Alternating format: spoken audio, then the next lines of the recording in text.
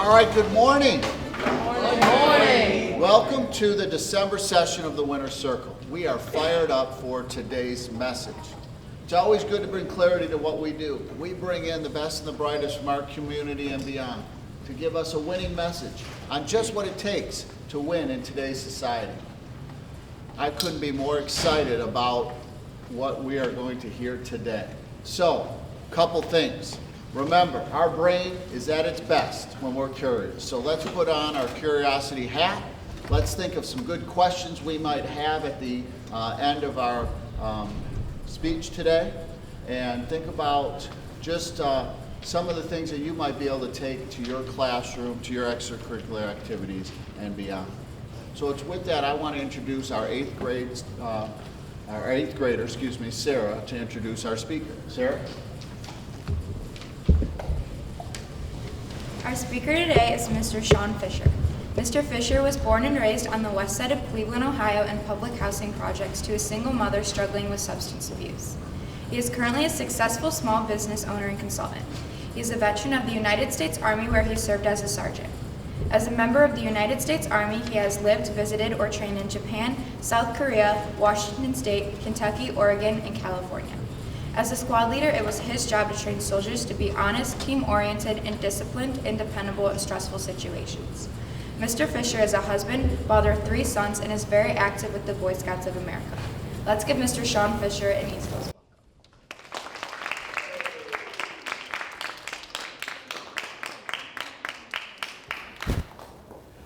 Okay, before we go any further, let's give another round of applause for Sarah. She did an excellent job. Thank you all. And before I begin, I want to send out a few thanks. First of all, I'd like to thank your principal, Principal Rubel, for having me out. Also, Mr. Masucci and Miss Vicky for wiring me up. So doing a great job, thank you. And most importantly of all, because none of this would happen without you all getting up so early in the morning and coming out. This really gives me, this is awesome. It gives me hope for the future. So thank you all. Now, with that being said, as Sarah said, my name is Sean Fisher, and I'm your guest speaker today. I am going to deliver a short message on 3 things that I've found very important to me. Those are perseverance, education, and being a mentor or having mentors.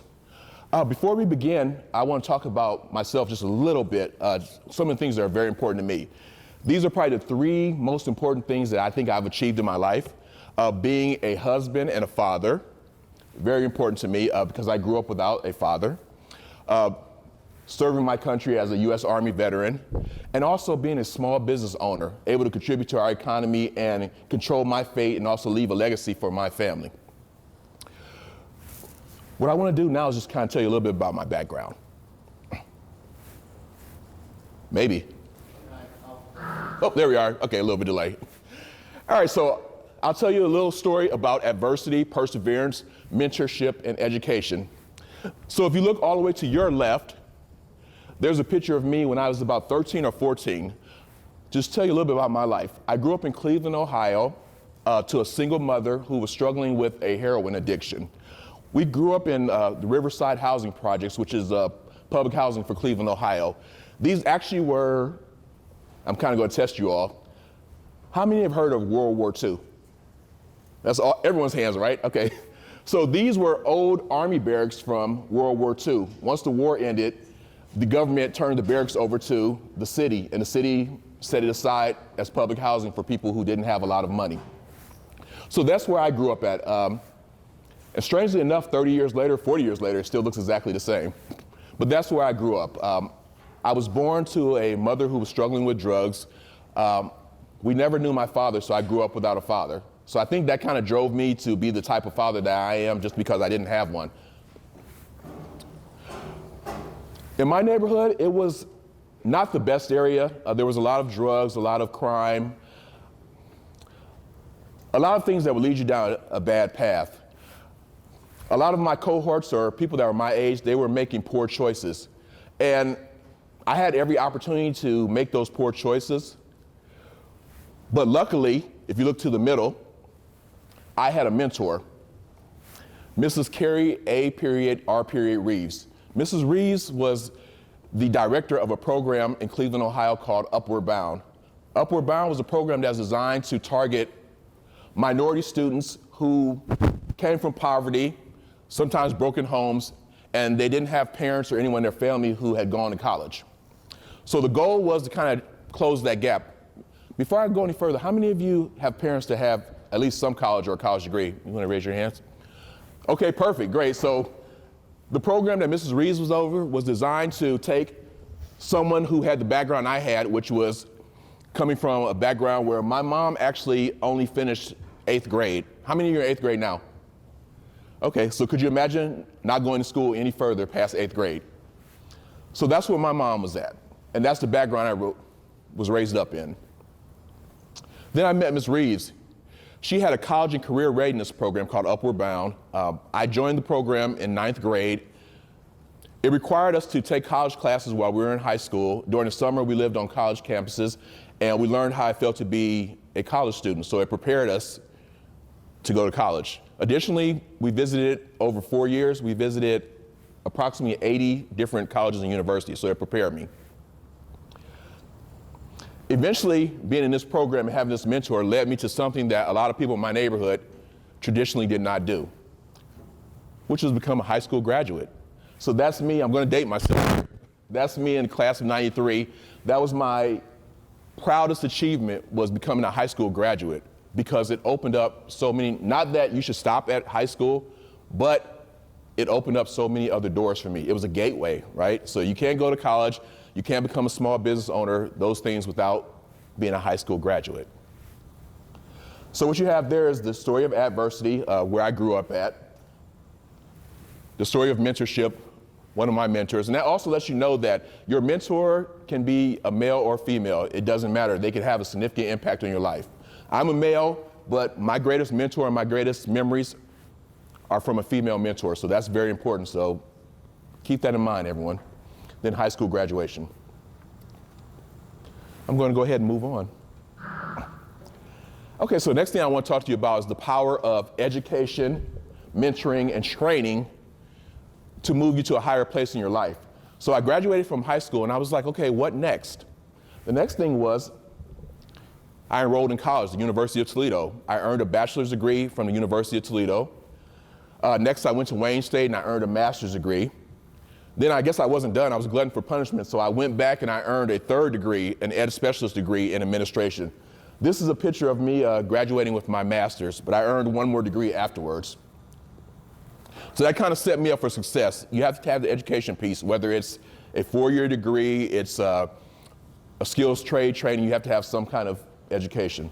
The next thing was I spent 6 years in the Army after I graduated college. And Sarah kind of covered that when she said the different countries that I lived in.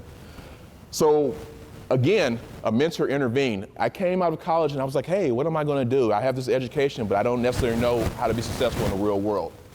This is where I met General Petard. He is a 2-star general, a West Point graduate, a Harvard graduate, and he also worked for President Clinton 3 years in a row. He was the senior officer that was responsible. Let me back up some.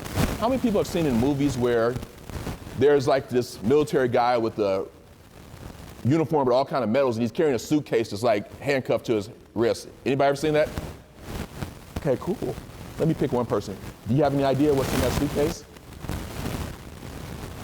Anyone? Right here.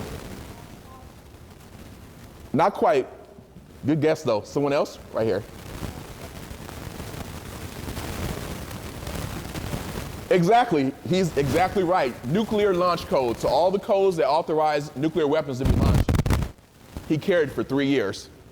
So I had the pleasure of actually working for him for a year. And he taught me all kind of important things. You know, I had the experience of actually for a year having a mentor that was a Harvard graduate, a West Point graduate, and actually worked for the president. So he taught me all kind of things, but the biggest thing that he taught me was the importance of being a responsible adult someone could depend on, holding yourself accountable, and also being a great father and husband. Now remember, I grew up and I didn't have those things, so I had to learn it from other people. The last thing I want to show you is that was my mentoring, but also I went to the Army Leadership School, which was a 30-day program, 150 hours of intense leadership corporate level training. So that was my graduation class. So there you have the education piece, the mentoring, and the training piece. Now what I'm going to do is I'm going to bring it all home. All these things led to me becoming a leader. So leaders are kind of born, but they're also made. You're born with some kind of executive leadership skills, but they have to be developed.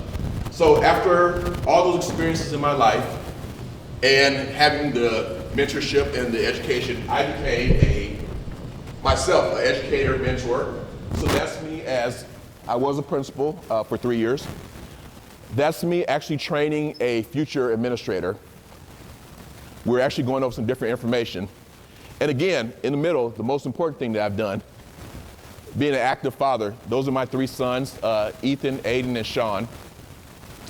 And the last thing, what I'm doing now, I go around and I present. This is me giving a presentation on how to use data to be a better teacher. This was up in Traverse City. So that's kind of the story of how I became a leader. Now, I know I've mentioned some other greatest accomplishments, but this was my single greatest accomplishment. This was my wedding, and my mom has passed since. We lost her maybe 10 years ago, but the good thing is that, what did I tell you she struggled with in the beginning? Does anybody remember? Drugs, right? In this picture, does she look like someone that's on drugs? No. So she was able, through perseverance and focus, she was able to break her addiction and the last 15 years of her life, live a quality life where she was actually productive. So this was my wedding, and my mom and I took a picture together. So the greatest accomplishment was that she broke the cycle of addiction, and I broke the cycle of poverty. And actually, I'll go back. I said our greatest accomplishment because, remember, it was always she and I. I didn't have a father, so it was always my mom and I, so it was our greatest accomplishment. With that being said, I'll turn it over to you all. Do you have any questions? I heard a buzzer ring. Are we good still? Okay. Remember, no question is too small or unimportant. Does anyone have any questions? Oh, right here. Can you tell me your name, please? Reese? Hey, Reese, how are you? Good. Why did you want to become an Army man? Why did I want, I had a history of family members serving in the armed forces, but also I knew coming out of the neighborhood that I came out of, there were some leadership skills that I was just missing, and I felt that being part of something greater than myself, specifically the military, I could learn some of those skills and also have a legacy that lives on, because there's a saying that members of the Army may die, but their legacy lives on through the military and the impact that we have. This great country is here because we have a strong military. Thank you, Reese. Did I miss anyone? I'll go back and forth. There we are. Hi, sweetie, how are you? What was your biggest setback? I'm Lily. You say it one more time. I'm Lily. Lily? Hey, Lily. What was your biggest setback? My biggest setback? My biggest setback, I think, was my freshman year in college.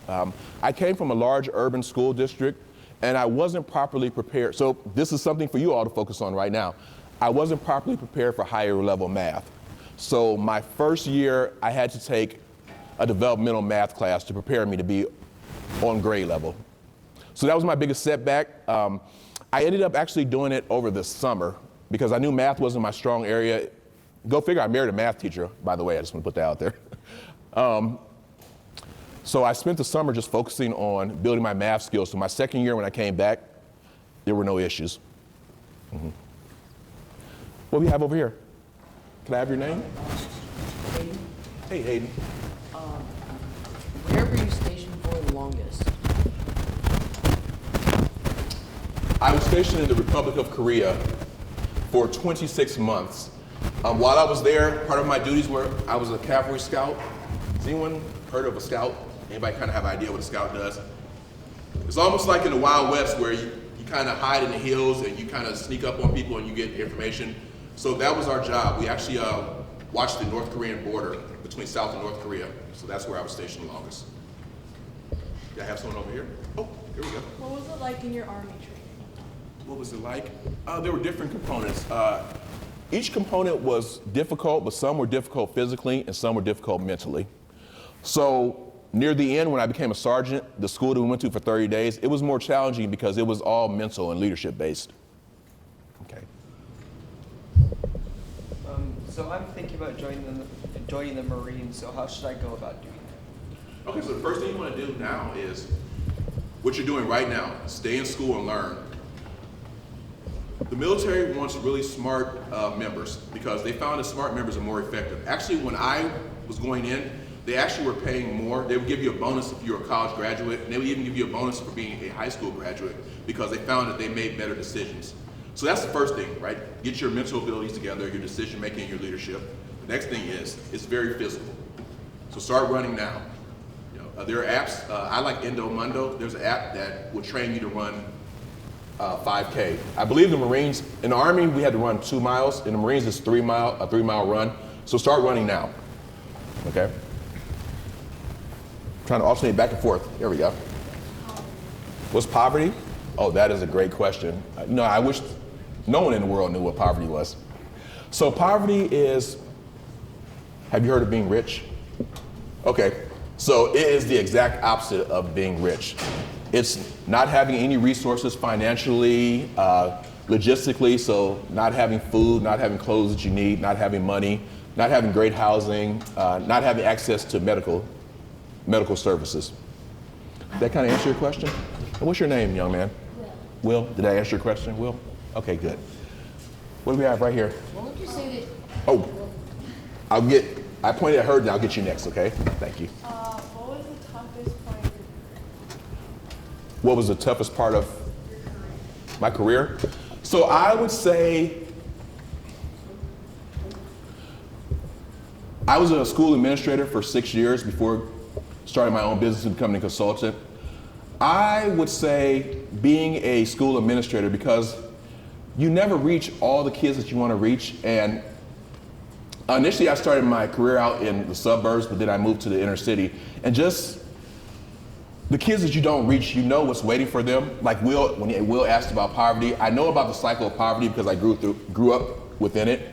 And I know the things that can happen and the opportunities that are lost. So I think that was the hardest part for me, not being able to save every kid.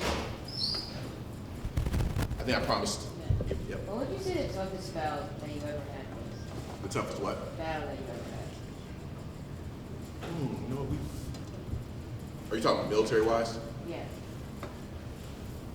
Let's have that conversation after, not necessarily on camera.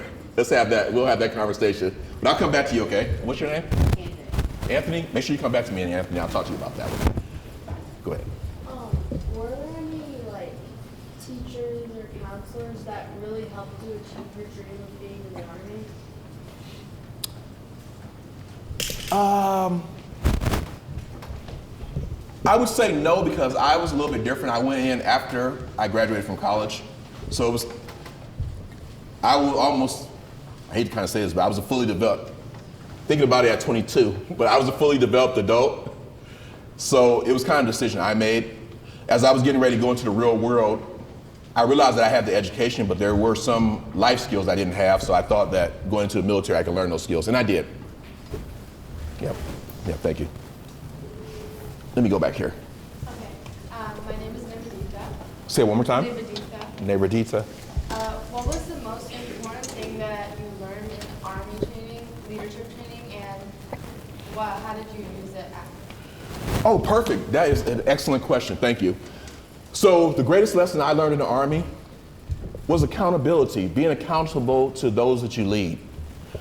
Realizing that everyone, especially quote unquote the person with the least power, is the most important because they're the most helpless and you're responsible for their safety. So being accountable to the people you lead.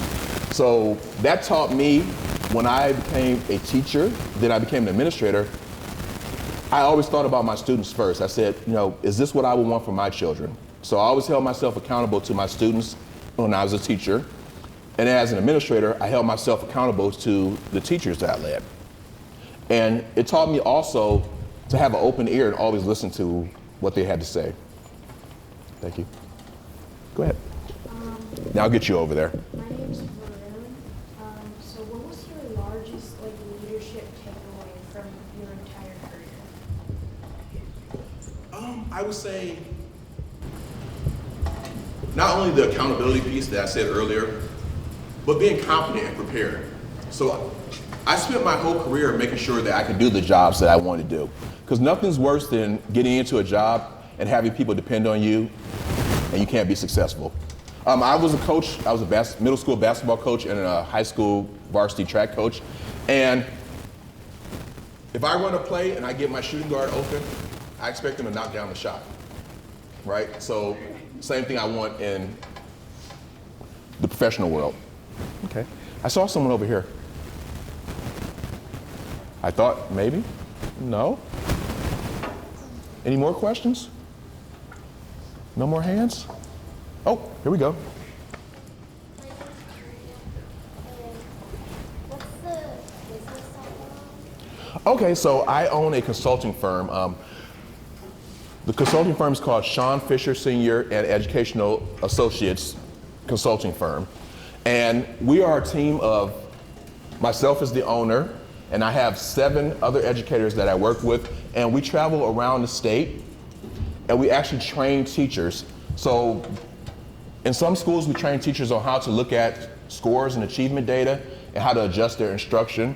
In some cases, we look at behaviors in a school.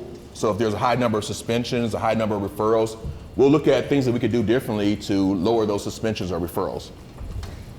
And in some cases, we have executive coaches who work with superintendents or central office administrators to work on some of their leadership skills. Did that help you? Okay, thank you. Any other questions? Maybe just one more?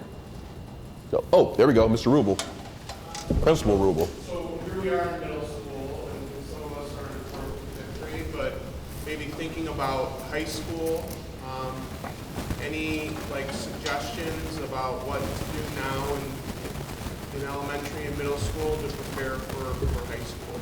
Oh, absolutely. Thank you for asking that question. So I was a middle school principal and a middle school, I was a 7th to 8th grade health teacher, and I was a middle school principal. So I love middle school. Middle school is my favorite part of the K through 12, well actually it's starting to be K through 14 system now. So what I would tell you all is build your study skills now, because high school is very serious. Right now, you don't have credits, so you have a little bit of flexibility. Middle school is half building your social skills and half academics. But when you get to high school, it's the grind. You're on a 4-year grind to college or the military or your trade school. So right now, learn your study skills, right? Understand literacy, understand not just how to decode when you're reading, but understand. Learn how to, even more so, learn how to ask great questions, because we learn through asking questions, not just sitting and getting. So learn how to ask great questions. And I would say also specifically focus on building your math skills and your literacy skills. Those are 2 things that are going to help you the most. How about a round of applause for these?